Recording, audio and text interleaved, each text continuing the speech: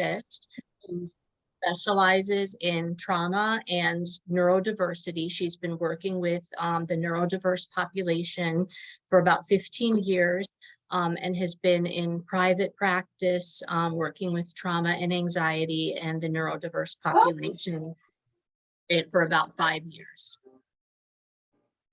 Great. Thank you, Chris. And then I think one more thing, Jesse, maybe if everyone could just have their microphones on mute while you're talking. And then if we do have any interactive moments, they can take it off just to avoid any background noise that might come up. I know I have a dog that might bark, so I'm going to turn mine on mute. But yeah, take it away. Wonderful. Yeah, absolutely. And if there are questions, feel free to put them in the chat box, and I'll leave also 10 minutes at the end for us to kind of dialogue. It can be Q&A, just any thoughts that come up. This is meant to be a much more reflective, thoughtful, interactive type of presentation, not just hopefully me just listening to me talk and talk and talk the whole time. I'm going to give pauses for thoughts and actually experiencing some of this, right? So I'm going to just kind of dive right in that, right, this is about talking about mental health support for families. And a lot of times this gets tagged with the line self-care. And I feel like that phrase can get really redundant and can add this idea of, oh, I've got something else to do on my proverbial to-do list, or that to-do list that's swirling around in my brain of all the other things I have to do. I'll just schedule out time for self-care. That feels not easy. And sometimes it feels pretty damn near impossible sometimes. So how I like to reframe that is self-care is about seeing yourself with care.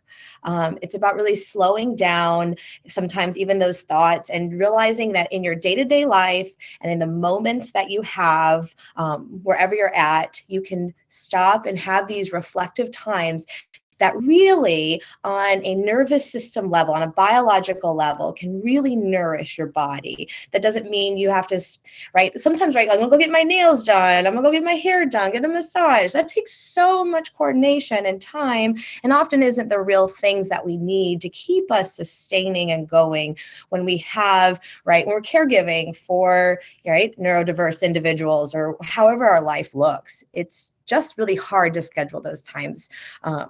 And it's really not about seeing everything I do is good or bad. Is this helpful or not helpful? It's about really seeing what you do with compassion, curiosity, and connectedness.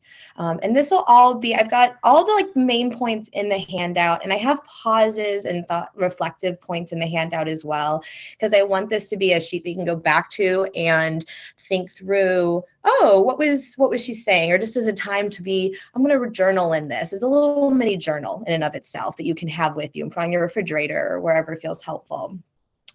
Because right, when we see ourselves with that compassion and curiosity and thinking about how can I connect, it just helps slow everything down as you're whirling through the day and it's the holiday season. You have 101 things to do. We're going to talk about actual logistics and how this looks. But I just want to start this off with a mindset change, because we're going to talk about activity stacking, right, and how to do these things logistically. But the biggest thing that you can do is shifting the mindset that you're already working really hard, that you're already doing so many wonderful things for yourself and for others. But when we add mindfulness and self-compassion to the things that you're already doing well, the things that you're already doing that feels helpful, that feels nourishing, it turns up the volume and makes it loud in your nervous system. So when we talk about our nervous system, right, that's what fuels us, what gives us energy. And when we again pause, and I'm already taking a breath, so let me just pause and think about my breath. Let me think about that I'm doing X, Y, and Z for myself. It really does, again, using relational neuroscience, they have done studies that when you add that, oh, I'm doing something good, that self-compassion and that mindfulness, it turns up, it makes it loud in your body. And that healing component to whatever you're doing just becomes that much more healing. So, right, just adding that simple piece to whatever you're doing, boom, right? You're taking care of yourself in a new way. And right, we know the more that we think about whatever we're thinking about, that we keep doing, we keep making those neural pathways in our brain, right? We keep reintegrating that into our whatever we're doing. So if we're thinking about ourselves with more compassion, with more mindfulness, and that it's not about me doing more checklists, because you already have a long checklist, I'm sure, and lots of things already on your plate. I don't want to add to that. I just want to highlight what you're probably already doing well, and then a couple of the little strategies on what does that look like in your day-to-day if you feel like, well, I don't really have any of those. Well, we can add those in. So I do give a pause here to just reflect and think about, and you can put them in the chat box just as like a dialogue. If there's anything that you feel like you already do that you're like, yeah, I already do this to take care of myself during the day, or I already have like a little mantra, or I have a meditation routine, or whatever that you feel like you're already doing. If anyone has any of those, feel free to say them or put them in the chat box. And if not, I'll give like a minute or whatever, and then we'll keep moving on. But sometimes it's helpful just to live process and live dialogue about anything that you feel like is already working for you.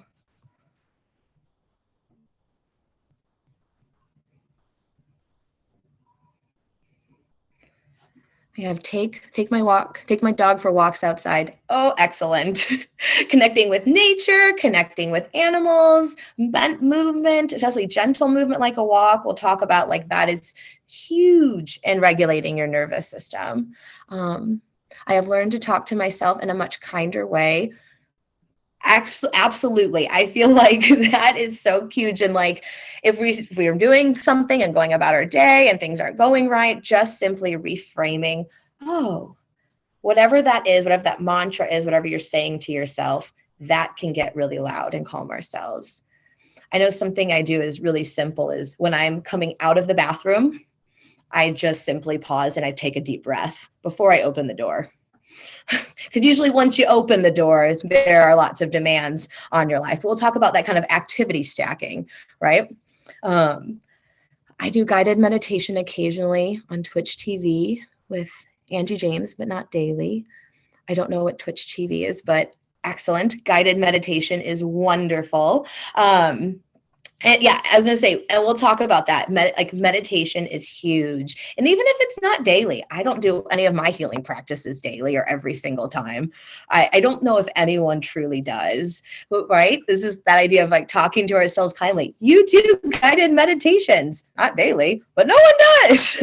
Maybe someone does that doesn't have kids or doesn't taking care of anybody. But right, like we are busy people. We have so much going on. That's huge. These are all beautiful, beautiful things. And we're actually going to talk about some of these, actually. These are all going to come up later. So, right, you're already doing this. So the more thought that you give to this, that, wow, I'm pausing and I'm nourishing my body in a really helpful way, is just going to augment that even more. And right, adding that positive self-talk, talking to yourself kindly and with compassion around all of that makes it more loud. So I like to give a general explanation of our nervous systems at this point, because I feel like that's helpful when thinking about all the stress and pieces that we're managing. All right. And especially when we think about like, oh, I wish I could do X, Y, and Z more. I wish I was doing such and such more. Sometimes those thoughts come into our mind, especially when we have those long to-do lists or there's a lot on our plates and we're managing tough stuff, right? We're always not doing things the way we want to or the way we wish we wanted to. But I think it's really helpful to understand how our bodies work and how to approach all of those choices. Again, I'm going to sound like a broken record here, with compassion. So there's three main factors that really kind of change how our nervous systems show up. And that is our environmental level of stress, what is actually going on in the here and now, the type of support we have that's available to us. And we'll talk about and really flesh out what those supports can look like, and any history we have with events that might be similar, our history, our relationship with chronic stress. And we're going to flesh those out, and I'm going to give you guys supports and ideas to really help manage those pieces.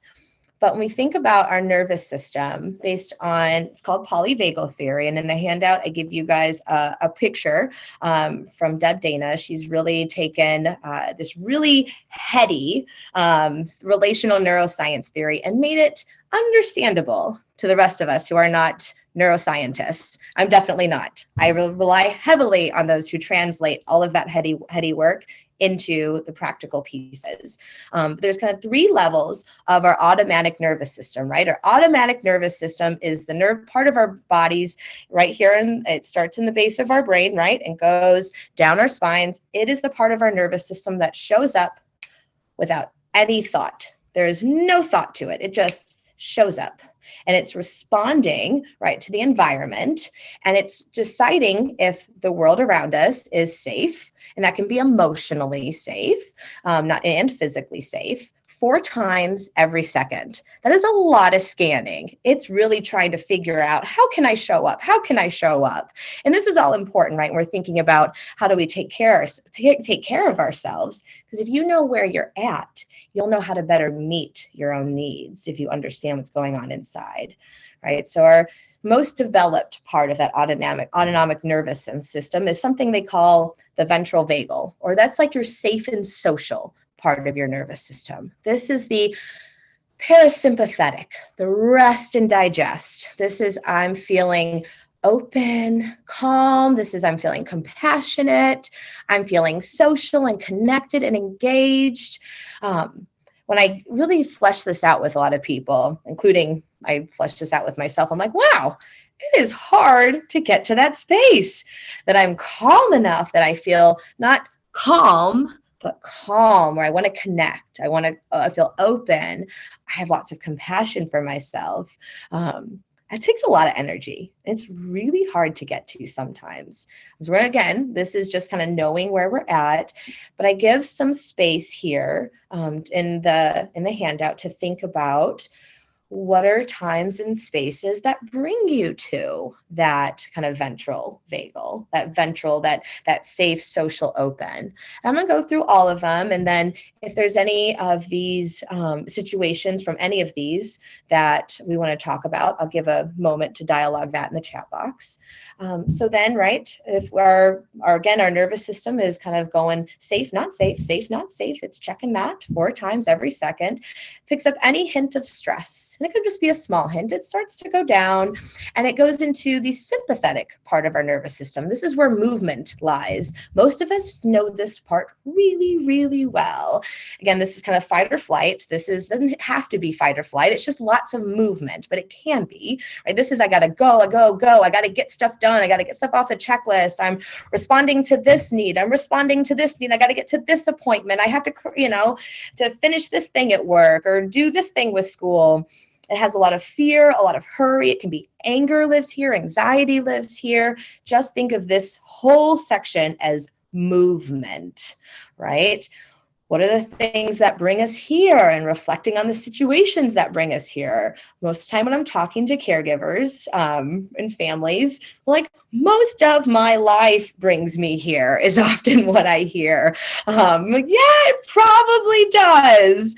There's probably lots of things that bring you here. There's so much to do. Again, this is why this whole presentation is not, let me tell you all the things you're going to have to get babysitting for to go get your mental health care. That's not what this is about.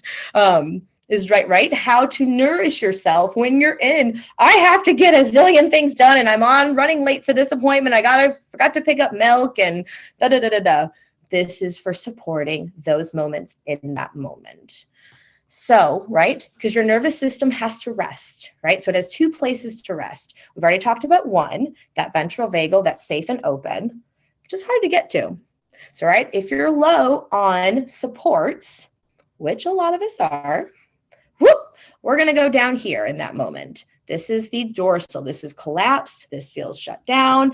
This feels more like depression. You feel like gone. You feel empty. This is conservation of energy. This is still parasympathetic, but this is more a calm. This is I'm just going to zone out on my phone. I'm going to turn on Netflix Right? And this is where none of this is good or bad. And that's why I started with that. Our bodies go through all of these stages pretty much every day. Even the most regulated person out there in the world, whoever that person is, goes through all of these. These are our body's natural ways of responding to the world around it. So when our environment calls for movement, most of the time our nervous system responds with sympathetic.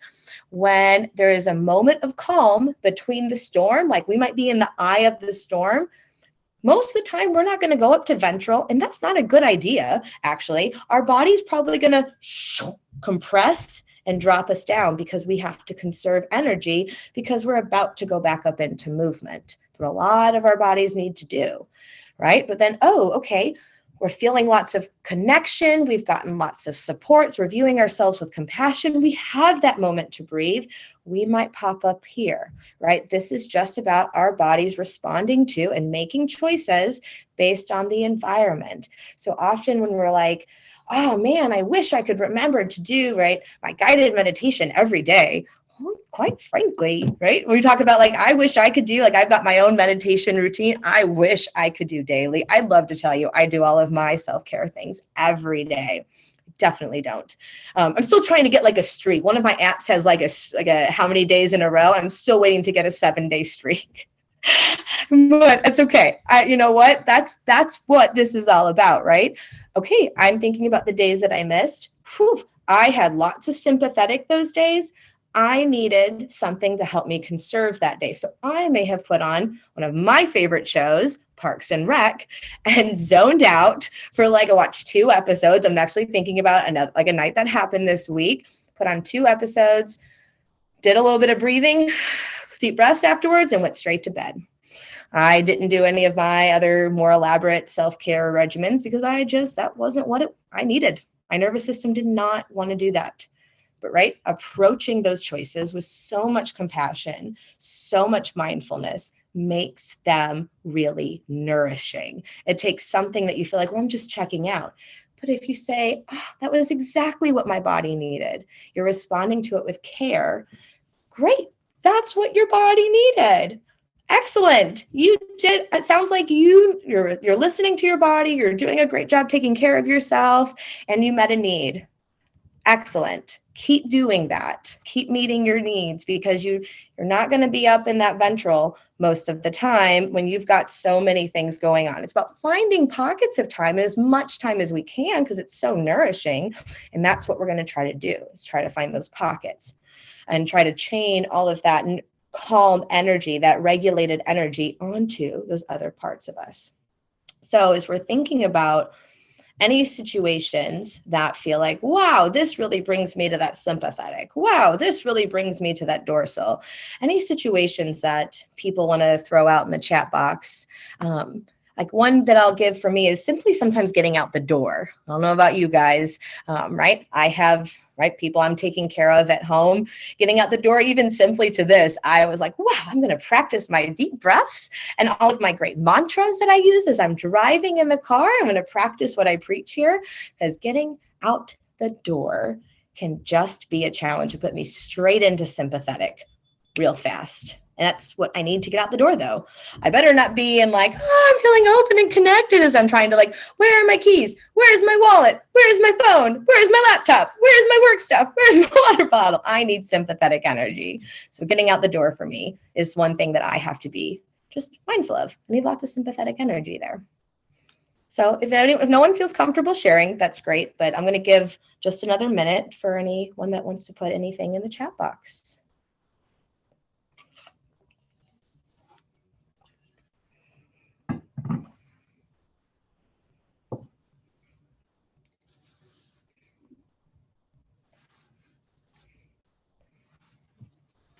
Meetings with people I know about subjects. I am comfortable. Meetings with people I know about subjects I'm comfortable with put me into ventral vagal. IEP meetings, for example. It kind of cuts off sometimes on the chat box there. Okay, so meetings, subjects you're comfortable about, right, put you into ventral vagal. IEP meetings, for example. Yeah, that makes sense.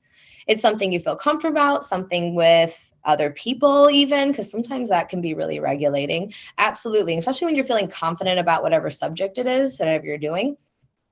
That's going to make you feel more open. That's going to make it feel more emotionally safe. Absolutely. I'll give an example for me that puts me into dorsal. When I think about going into the DMV, I need to change my license at some point, but I have been avoiding that. I have not changed because we moved recently. I have not gone to the DMV to change my license because that will put me straight into dorsal. I am in that long DMV line. Nope. You know what I'm doing? I'm pulling out my phone and I'm checking out. That puts me straight into dorsal. Yeah. Like I put space on there because this is a good time, like not right now, but like as you're thinking about this right afterwards, it's good to think about those situations and times that bring you there. So you know what you need, how to then keep that energy going when you are in ventral. Okay, I'm feeling lots of hurry movement energy. What can I do to nourish that? Oh, I'm dropping down. I just need to shut down. Great. What can I do to nourish that? So chronic fatigue would be a lot of dorsal. Yep, absolutely. Absolutely. Right. That's the body's way of saying, I have tons of stress going on right now in my life, and I just need to conserve, do lots of conservation. Yeah, absolutely. Oh, sorry, my computer did a weird thing. Hold on one moment.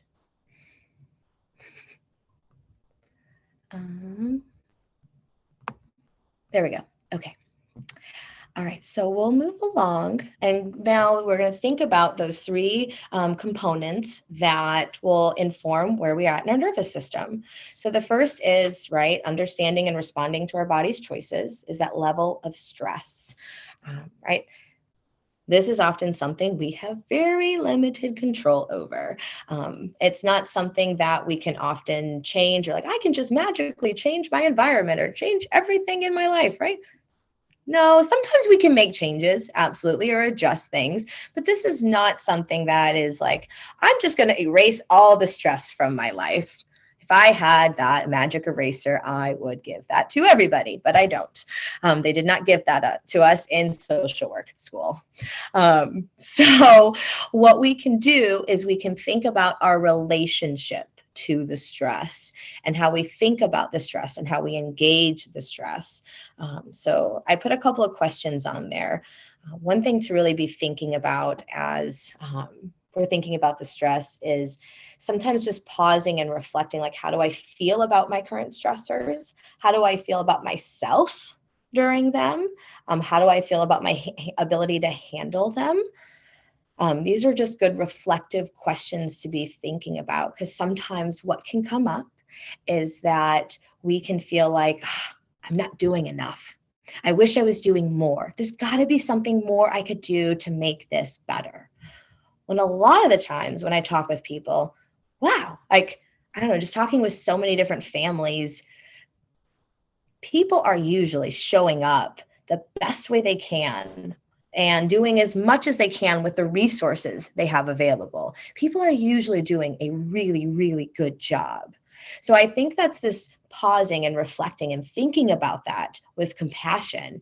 But it's right, identifying first, do I feel like I'm not doing enough? Do I feel like I'm doing something wrong? Or do I feel like I'm bad at this or not doing enough with this?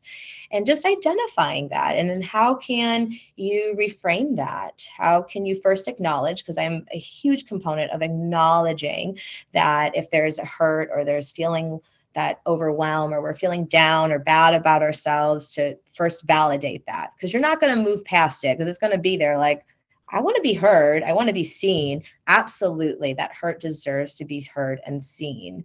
So give it space. Like, yeah, that sucks that I feel that way. Why would I feel that way? Remembering to breathe during all of that. And then how can I offer myself self-compassion? So this is where I recommend a lot of people come up with mantras and little phrases that really pour into ourselves, right? Like, I am a powerful person, or I am strong and kind. I'm doing the best I can with what I have. Right? There's so many different mantras out there. Like a Google search will give you tons of them. If you're like, oh, I can't think of anything, just go on Google. Empowerment, self-confidence mantras. I'm sure Google will have tons of them out there for you. Sometimes it is hard to think of like, what do I want to say and speak over myself, right? And I just recommend if you write out your feelings to each of those little prompts, and then even put a mantra with that. Have something that's quick and easy, whether it's the same one or there's 3. And I really don't recommend any more than 3. I mean, if you want lots and lots, I'm definitely not telling you not to do lots and lots. It's just helpful if you're going to pull that to mind, to not have so many. 1 to 3 is usually a helpful reminder point that there's not too many to remember, but they're easy to access. And you can pull them up if you practice them, right? This is a great thing too, if you feel comfortable writing on your bathroom mirror, right? We talk about activity stacking. How can you, right, see that? That's usually a point that sometimes, right, we're alone in the bathroom, but right, how can you see that mantra? And this is where I'm going to pair that. We're going to talk about some more nervous system strategies below, but pair that with the breath, or one of the other strategies we'll talk about that takes, right, 2 seconds, 5 seconds at most, but it slows you down enough and can help nourish and help change your relationship to that stress, right? Where else can you put that? Is there like on the refrigerator? I've sometimes put things right in the refrigerator on food containers sometimes, just sticky notes, nothing special. Sometimes it's as simple as a little shape, a heart that reminds me, okay, that's what I need. Or I just have one of my kids draw something and I put it on there. Okay, all right, this is what I'm going to do. I'm going to help remind myself, love and compassion, what I'm doing for them. It's a cue that I use for me that's right. I'm going out of the fridge a lot, lots of food prep and getting everything ready, where you put in the pantry or put it on, your dashboard in the car. Where can you put in like little reminders for yourself and things that you do every day, all the time, that you can stop and see that and just pair it. Because the more you see that phrase and the more you recognize, okay, where am I at? How can I offer this to myself, and pair it with a calming nervous system strategy, it actually will help put that practice into place and create new neural pathways around those activities. I highly recommend the activity stacking strategy. Pick an activity you already do all the time and pop one of these simple things on top of it. It doesn't have to take long. I mean, we're not even talking about a full minute for most of this. We're talking literally like 5 to 10 seconds. And it's just pairing it with something you're already doing. And it could even just simply, right? It could just be that mantra. I'm doing good work, right? I'm showing up the best I can right now. And right now that's enough. Right now that's enough. Even if it doesn't feel like it, even because it's not, when does it ever feel like it, right? But even just saying, even if it doesn't feel like it, right now this is enough. Right? Because you're providing, no one's meant to meet. And I just like to remind this to people, everyone's needs. No one person can provide for everyone's needs in front of you. It is not our responsibility to provide for everything we see in front of us. No one person can do that and meet it all 100% of the time. That's just like this unbearable weight of like, it's like an expectation that you can't meet. It's like a given that you're going to I'm going to fail at this. I get myself caught into that. Oh my goodness, I've got to do this. Wow, it is super unrealistic to think that I'm going to do all of these things in a day and do them well. That doesn't even make sense. It's not how we're made, right? So showing up the best you can in that environment that you are, and just continuing to self-talk and self-compassion, mindfulness over ourselves, because we're the engines that are usually pouring out and caregiving, but we can't do it if we're running on empty. So it's taking those little moments and nourishing ourselves. And you're usually doing a much better job than we give ourselves credit for. So it's really taking those pauses and acknowledging that, even if it's not the way that you like it.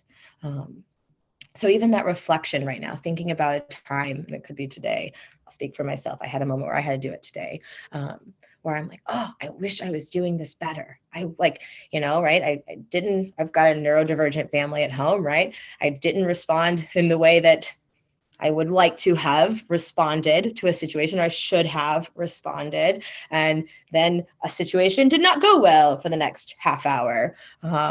And we were in it. It was a long episode that we had. It was a tough episode. And right, I was about to go quick into, and I saw it. I was on the highway of, if I had just done this, and if I had just taken that moment, and if I had not been doing X, Y, and Z earlier, and I wouldn't be here, because then I got to now deal with another situation after this, because right, everything's a domino effect. And now I'm behind with feeling X, Y, and Z. Wow. Okay. You know what? I am showing up. I luckily caught myself, because I've done this enough times, but I was already well on that highway. I had to back up at that point, do a lot of reversing. Okay. Whew. I can't do anything about all of that. And I'm not supposed to be perfect. That's not the goal here. That's never, ever the goal. I'm here with my son in this moment now, and I'm going to choose to show up now the best way I can. And we know, right, those times that even we feel like we don't do what we should be doing, those repairs and those times that we, right, go back and forth between there's dysregulation or there's some sort of chaos erupting, and we go back to a state of calm or regulation, right? That nourishes a nervous system, actually. Okay, so great that this didn't go as planned, but this can actually turn around and be something good if I sit and ride this train out and show up the best way that I can.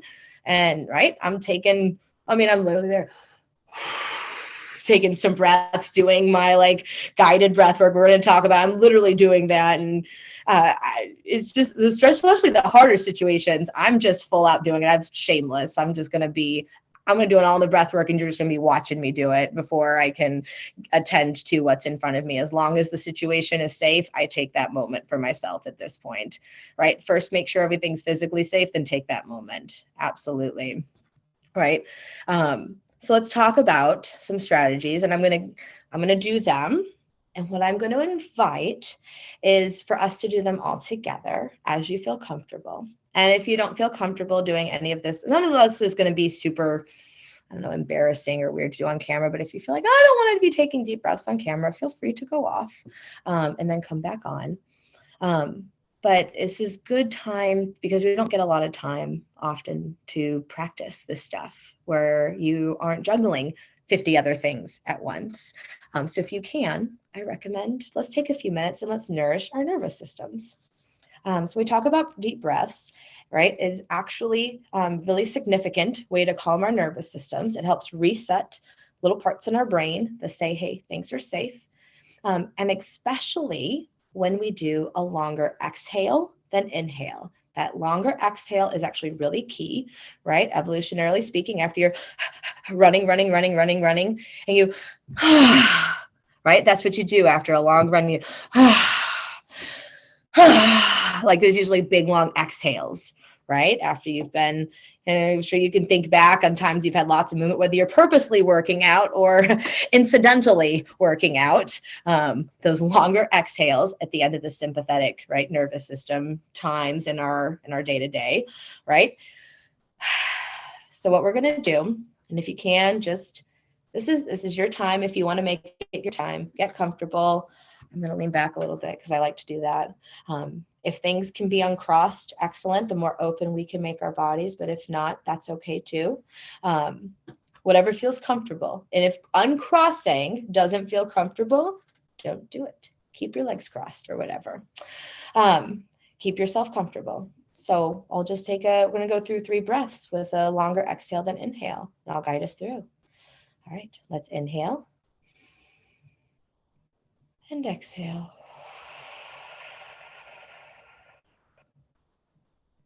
Inhale and exhale.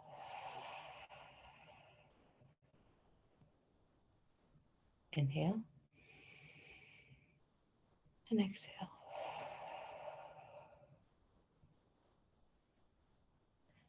I don't know about you guys, I could start already to feel my shoulders drop a little bit.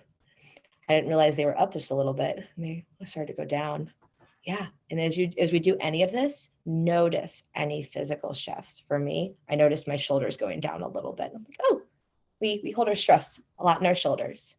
So notice that, right? And places that you might notice stress, commonly, sometimes face and jaw, neck and back, chest, hands and arms. Surprisingly, some people don't recognize, but some people hold attention there. Legs, and especially like feet and toes. Sometimes you'll notice like an uncurling or a softening of your feet and all of those. Those are just common places, but those aren't the only places. So when we talk about breath work as well, adding a vocalization or a sigh, since you guys are muted, I can't hear you, so feel free to make whatever sound feels most natural. So an example of that, again, with a longer exhale.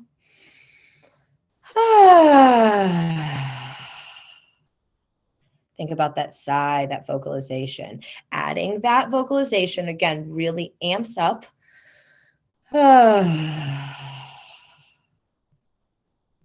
the way your nervous system can relax. Again, it's a very natural way. Our bodies have been doing this for however long we've been, right? Humans, however many millions of years, right? Like,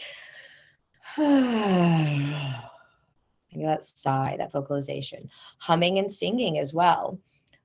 So, right, that's not necessarily like that breathing, but thinking about songs you like, thinking about just a little melody or a tune.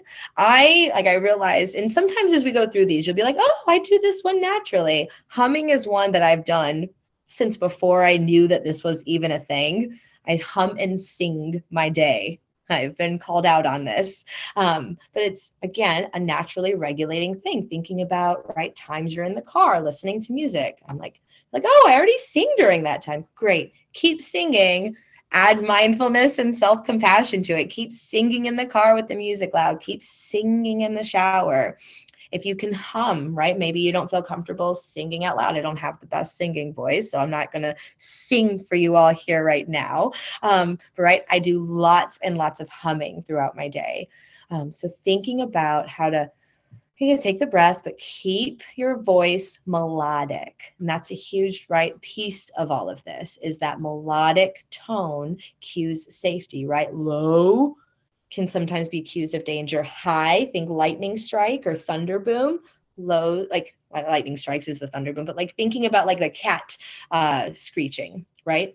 That's going to be more high pitched. Those are typically our cue sounds of danger, but we get more melodic in our vocal tone. That is where, right, we can really calm our nervous systems, right? Someone put in there, here we go. Singing tends to improve my mood too. Excellent. Yeah. So, right, just add the mindfulness and self-compassion to that. Oh, I'm already singing and I'm feeling better. I'm nourishing myself. This is taking care of myself, and labeling it. This is my taking care of myself. This is handling myself with care right now. This is what I needed. And I did that mantra to it. Like, perfect. So in other ones, we'll talk about where our vagus nerve, which polyvagal theory is based on, right, runs through our bodies and hits a lot of different points in our bodies. One is the back of the neck. This is one I give to clients a lot, and I use myself, right? Rubbing the back of your neck, one hand, two hands, right? It's a source of tension. We hold tension here, but actually being able to massage the back of your neck, you're actually massaging and helping the vagus nerve put on its brake, right? Helping it strengthen in those lower points in our nervous system to come back more easily. And then thinking about a steady breath here. Pair it with a breath. This is one of my favorites. You feel free to move your neck around as it feels comfortable, right? This is about, right, being very gentle with our bodies. Yeah, like, oh, I didn't realize how much tension is there. I can always feel it. My shoulders are always up a little bit more than I think they are. And I've gotten down really low, but even as I'm breathing, I'm like, oh, yeah, go down a little bit more, shoulders down. Even as my neck, I'm like, oh, yeah, yep, holding some tension there. I can feel that. Right? But it's not just massaging your neck muscles. You're actually helping massage your vagus nerve right there. Another point on your vagus nerve is right your collarbone, right here. Under your collarbone is another connecting point. And sometimes people can get both. I don't know if you can see me on the camera. You can use one hand and get both. But again, these are all things that you can do out anywhere in the community and your home. No one knows anything of it. add, and some people are like, oh yeah, I've naturally just like rubbed my collarbone when I'm stressed. I've had lots of people say that. And I'm like, well, it's probably your body's way of naturally saying, hey, let's start calming things down, right? Sometimes it's a tap that feels good there. Sometimes it's a massage. And so again, you're going to find what of these works best for you. Not all, I don't do all of these. This is just a list of some that work better for us, some people than others. Another great one is a hand massage. So I really recommend this one with lotion if you've got it, especially scented lotion if you have a scent that you like. And again, thinking about, right, massaging, especially you've got these acupuncture points here, because even here is an acupuncture point, right? Giving yourself a nice massage on the palm of your hands and pairing that in. Right? Slow, and go slower than you think you want to. Because sometimes when we're a little bit in sympathetic, we just want to like, yeah, I'm doing myself a hand massage. Take that breath.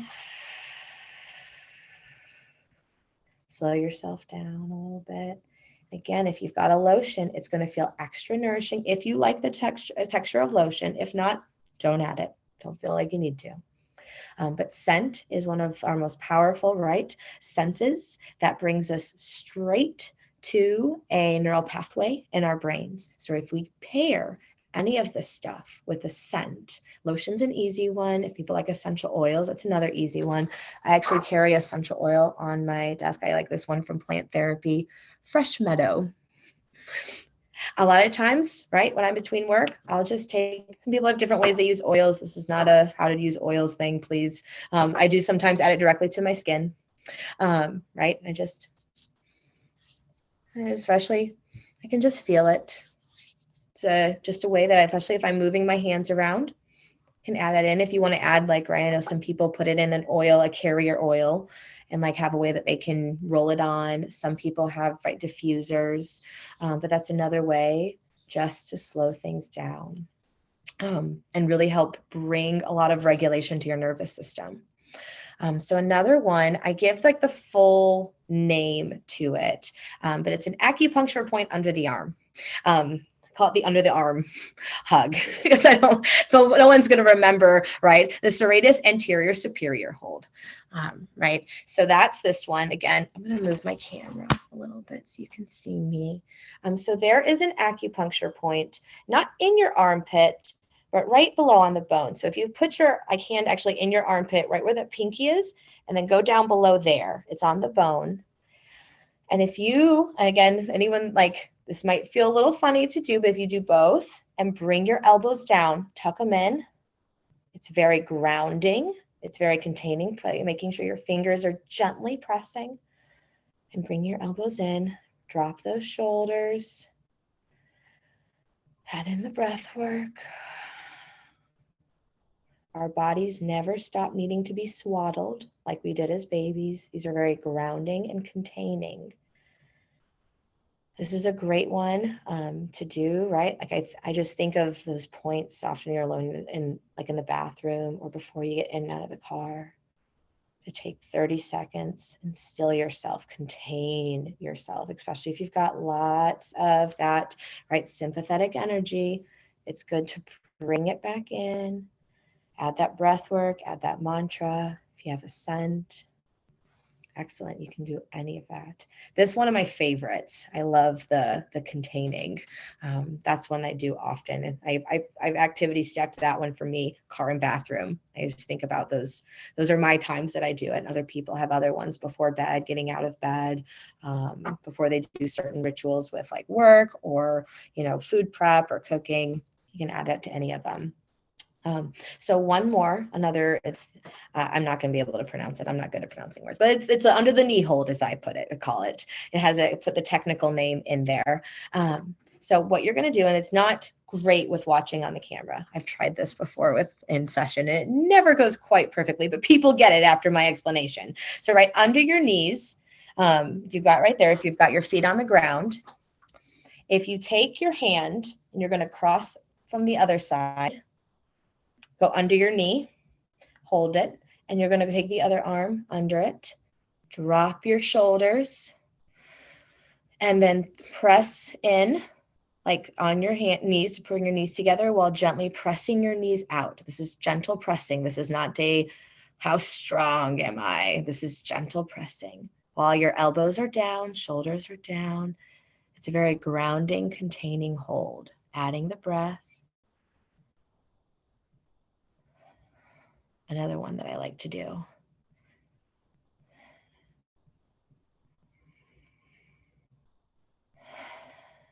It really can help still the energy. Again, if you're sitting somewhere before you watch a show, chaining it with that. Anytime that you're sitting, just to do a quick hold there. And this is another one I really like. Again, it mimics that swaddle or cradle we think about as babies. Yeah. So those are just some of those regulating nervous system strategies. I see we're already at 50 minutes. I never have enough time. I always talk too much. But I'm going to talk through the rest of this here. I'll definitely leave a few minutes at the end. I'll quickly go through. I know we have the handout, but any of those that anyone liked more than the other, or anyone that found one that they liked, feel free to put in the chat box.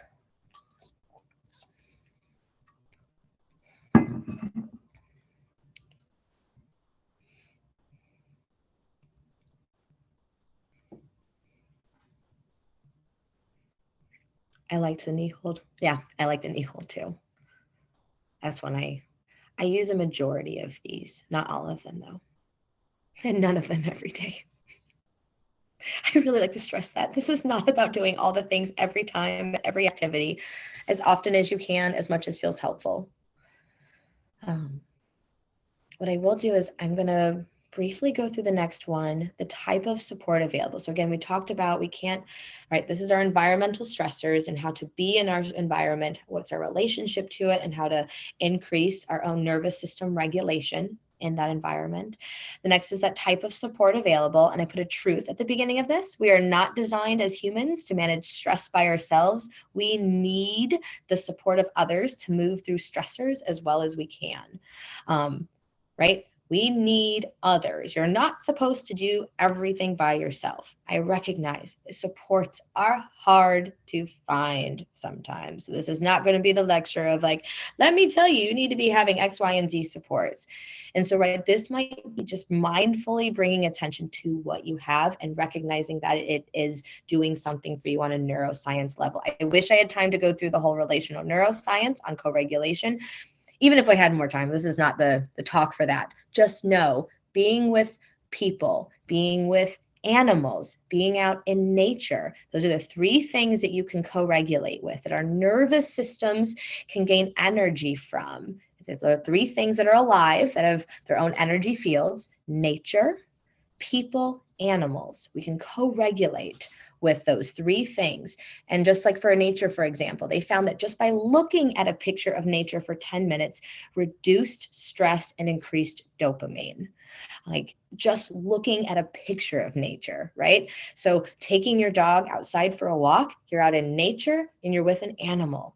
Huge 2 factors of co-regulation there, plus gentle movement, getting yourself moving. That's perfect, right? So thinking about, right, if you've got a pet, what is those gentle touches and things that you can bring in and be playful with your animal? Absolutely, right? You can co-regulate with an animal just like you can people. And finding people that will listen, understand, and not just try to fix the problem. Really find people that are going to sit in your space and validate and not try to be fixers. Because sometimes the energy of fixing really feels pretty harmful to all of our fight or flight. I'm trying to do all the things and you're telling me I have to do more things and I'm not doing enough. So I put on there, right, because I know that people support can be hard to find in our day-to-day life, 2 online groups that I highly recommend. One's Robin Goebel, The Club, and another one is from Brian King, Empower. Those are both online groups really specialized around relational neuroscience, parenting, caregiving, and really rooted and have lots of supports for neurodiversity, of educational pieces, but are just communities that really sit first and validate and just allow you to be where you are at. They're very, very nourishing. So I really recommend them. And they're led by One was a former therapist, and he's a coach now, Brian King. Robin Goebel's a therapist. So they're really therapeutic environments. So finding if you've got already online spaces for that, please keep in like diving into them, because sometimes that's where we find them. And then the last thing I'll say is our history with stressful events, making sure finding healing practices, because if we have a history of chronic stress or trauma or toxic stress, that just plays into it. Finding a therapist, finding a healing practice, something to do some work to help pay attention to those experiences that you went through, the stress that your body's holding that might get brought up in toxic stress and chronic stress that we might be in. So being able to give time and attention to those old parts can be really, really helpful as well. So that is the training. I know I didn't allow for as much time for Q&A, but yeah, if there's any questions, any feedback or thoughts, I'm eager to hear. If you want to chat or if you want to yourself, I'm really happy to, however you guys want to dialogue. Anyone's got anything? I was going to comment actually, one of the questions I was going to ask you, before we got on here was, how do you have any strategy to like remind me like in the moment? And like you totally covered that, like with the activity stacking. And I found like I kind of do some of that for myself already, and you've given me, some other ideas of ways to do that. And I just think it's really important. Yeah. That activity stacking, that is the only way sometimes I get anything done. So if I try to add a whole new routine into my life, sometimes it's a lot. I always keep my essential oil bottle next to me. And if nothing else, I just, between sessions, I just smell that. This Fresh Meadow, this is my new favorite. There's lots of good oils out there, whatever scent works for you. I have no affiliation with plant therapy.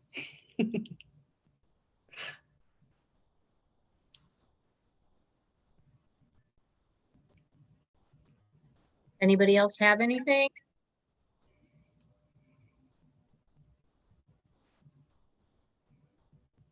I think you covered a lot of information. My family works with you, and a lot of these things I still did. So, like the knee holds and the pressure points, some of that is like I tapping. just call the arm hold and the knee hold. I don't try to be technical. Yeah. I don't remember that stuff. This was great. Thank you. Yeah, thank you. Yeah. I hope this was helpful. I really, really feel strongly about not giving people a list of like, here's all the things you have to add in your day-to-day, but you're already doing great work. You're already showing up, I'm sure, in brilliant ways and however you need to be, just right, highlighting and already speaking that over yourself the way that you are, and almost just unburdening. I don't have to do it all. I'm not supposed to do it all perfectly. That for me is super helpful. I enjoyed this. Thank you. Yeah. Thank you. Thank you. Yeah, I think it was great. I think you're right. I think so many of us are really hard on ourselves when we're already doing so much, and sometimes we're our own worst enemies with adding more stress, like, oh, I should be doing this, I should be doing that. But I think all of these things you provided are things you can do that don't take a lot of time, don't add stress to your day, don't, like you said, don't feel like another task to add to your to-do list. It's, something you can, especially if you pair it with another activity, it's easy to make it a habit. So much easier. I just remember being in spaces before, people giving me suggestions to go out and do stuff. And I'm like, are you going to help me find a babysitter? Are you going to pay for that babysitter? Are you going to now make that appointment? Are you going to, like, I'm just thinking, and then I got a food prep for when the babysitter's got, I just started thinking about all the things. I was like, that feels highly stressful. And then I feel like I get there, then I have to de-stress. And by spending all that time de-stressing, I gotta go back home and I'm like, all right, that was not helpful. And I found that a lot of, my experience I was finding was the experience of a lot of people I was not in a unique situation with that. Absolutely. That's kind of why I've kept away from a lot of webinars like this, because so much of it is they don't understand what it is to find a babysitter for someone who is neurodivergent or has various comorbidities. And it's like you are giving me 6 or 7 different jobs on top of what I already have to do. So that's Absolutely. why it's just it was nice because I like the collarbone thing. I realized I do that. Yeah. We've gotten my son into equine therapy. Yeah. And I've been volunteering with them a lot. And I realized I do that as I ride. Like I didn't realize I was doing that. And that's why. I hear this all the time. There were things that I did subconsciously, and I hear this all the time. People have different things. Yeah, like you rubbing your collarbone. You're like, Mhm. oh, my body was. Yeah. The knee one took me out a little bit. Like there was a release. I wasn't expecting it. So I've been kind of quiet where it was just, I wasn't expecting a bit of a wellspring of emotion. We had a meltdown literally probably 5 minutes before I was able to get into my office, because he's a type 1 diabetic and does not understand that he cannot eat all of the candy that he wants all of the time. And it was 35 minutes in the car, just screaming in front of our house. We had the police involved. Someone thought we were harming him. Mm, So it was just getting into the house. And for some reason, that knee hole did it, where it was Yeah. just something clicked. perfect. I'm glad that helped. Yeah, exactly. Right. You're coming in with this huge layer of stress and you're showing up the best way you can. And it sounds like amazingly, right? In some really hard situations. And yeah, sometimes simply like, oh, right, I need nurture too. Yes. We don't stop needing to be cradled. We don't stop needing that swaddle. We just don't get it anymore in the same way. My dogs, they try. Goodness knows they try. I've got the door closed just because he's 170 pounds. So there is no ability to focus on anything if he's trying to be in my lap. Understood. Yeah, especially like, yeah, when you've got pets and you've got animals in the house. They're very tuned in, both of them. Because the smaller one, when my son has a meltdown, she does the rounds, where she'll make sure that my son is safe. And once he's calmed down enough where he's in one spot, she will then go check on my daughter. The whole house is neurodivergent. She'll check on my daughter. Once she knows the Bella's okay, she'll go check on my husband. And then when she knows my husband's okay, she'll come and sit on my lap to try to calm me down. So it's been, Yeah. they've had no training for it. So it's just been one of those, it's hard to explain, but like what you're saying, I've worked enough with animals that yes, that is how I regulate so much. Absolutely. Yeah, I love equine therapy. Yeah, like you can, like, right? You didn't have to train your dogs to do that. You co-regulate with animals. You can, absolutely, and wonderfully. Sometimes it's easier than people. It is. That's why the owner of the charity that I work with, she and I both, we tend to connect better with the horses than with people. That is, yeah, I was gonna say that feels really true because sometimes with people, are you gonna try to fix me? Are you gonna try to just give me lots of suggestions? Or are you just gonna hear me and sit with me in this space? And that takes a lot of work to find the right people for that versus animals are just really good at like, what do you got? I'm here. I'll listen. I'm with you. Absolutely. Yeah. Thank you for sharing that. Yeah.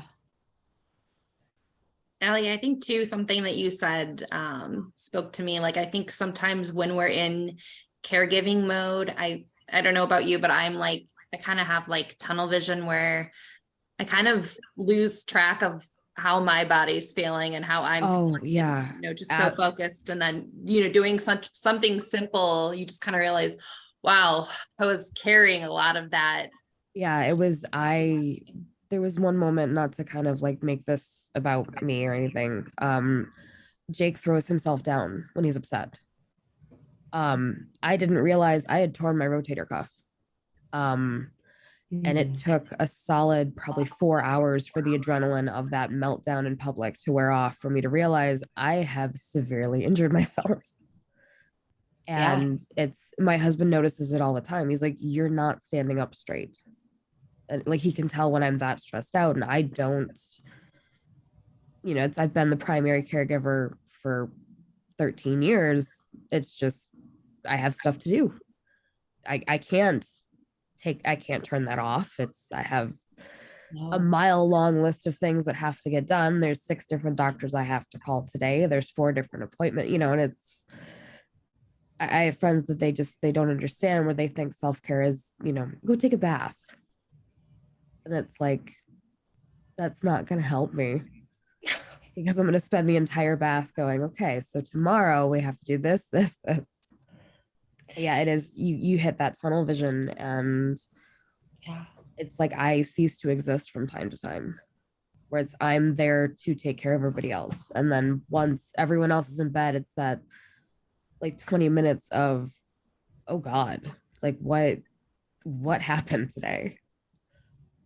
Yeah, absolutely. It's like once that, right, all that sympathetic energy starts to settle, then, right, the thoughts and the emotions can start to come up. Exactly. And it's not always what you want to be focusing No. on. That's Funnel. why I've been trying little by little. Like I've started actually taking writing lessons. Hmm. So it's my own little bit of therapy for that, because our insurance has not been kind in terms of therapy for myself. They're fighting with Jake right now to get him in therapy. So it's just been, but it's been that little bit of time, just, grooming and writing. She can catch me when I'm not in the moment. Yep. And she'll correct me. And she's like, this isn't a time to plan. This isn't a time to do anything else. You need to, the horse's name is Jimmy. It's like, Jimmy needs you here. And it's been probably the best thing I could have done for my mental health. Absolutely. That sounds wonderful. You're able to be able to do that. I would have never expected it, but I fell backwards into volunteering there, and it just sort of snowballed. Yeah. Well, I'm glad that you were able to do that. I was going to add, especially because I know therapy for ourselves, therapy in general, is incredibly hard to navigate. I didn't put this on the resources, but I'll want to write this down. An extra thing to put on there. I can update it and send this out. But emotional freedom technique is an energy healing strategy, and it is fantastic to we talk about activity stacking with. And how do I do it? Well, the Tapping Solution has an app. They have a lot of free meditations, and they teach you how to do it for free. And a lot of these are meridian points. So if you go to the Tapping Solution, they've really it's tapping on meridian points in an order. And it's first thinking about all the hard, stressful things, and then being able to install what you would like to think about. We talk about that compassion, that self-care. So sometimes, right, I hate being on the phone with insurance companies. I'm a therapist. So, and I'm dyslexic with numbers. That's fun. So I get really stressed out for obvious reasons. So I will this is what I do when I'm on the phone with insurance companies. I just go through my tapping points, and I slow down my breathing, right? And I find that app, it walks you through how to use it, and it's super simple. I tap in the car. I tap while I'm going to the bathroom. I tap as I'm falling asleep. I tap in the shower. I wish I did it every day, but it is something I definitely add in to my routines. I'm trying to get 7 days a row on my app on the tapping streak, but I rarely get it. But it is it's highly, highly researched. It's evidence-based under a couple different evidence-basing boards. So it is a really incredible shifter of that cortisol and adrenaline, those stress hormones. And again, we're talking about really simple things to do to take care of yourself. This is a really easy one to do. So again, emotional freedom technique. And again, the Tapping Solution. I'm just going through, these are the basic. They've got other tapping points, but these are the basic ones. And it's really, really calming. So yeah, I want to offer that one as well, just to be able to do. I know we're way past time, so 10 minutes. So I thank you. If anyone else has anything, I'm okay. I planned for some extra time because I feel like these things always go longer than I intend them to go. So yeah, if anyone else has anything to say or questions to ask, I'm happy to answer or talk through. I did want to also say, if anyone wants to go back and watch this again, I will be adding the recording to our website along with the handout. I think it might be, could be beneficial to go back and, watch you go through, especially those techniques again. I think that, having that recording is super helpful. So. Yeah, and I made the handout to have again spots for journaling and reflection. So as you're going through it, just to like, oh, where's the journal? No, just feel free to write them on there. Any little things you want to put on there. Sometimes that's helpful. I like to put things on refrigerator or board. I need a visual cue. Out of sight, out of mind sometimes for me. So, all right. Well, it's been great being with you all, and thank you for all the feedback. It's really nice having some dialogue. It's nice to be able to talk to people when I do these things. Thank you. Yeah, thank you so much, Jessie. We really Thank appreciate you doing this. Yeah, great. It was, like I said, nice meeting you all virtually, and yeah, this was great. Well, if you, I mean, yeah, need anything, feel free. I don't know. I'm sure, like Rachel, you've got my information, so if there's questions or anything, you guys can feel free to contact me, reach out. Thank you. Thank you. All right. Thank you. All right. Take care, everybody. Everyone. Okay. Thank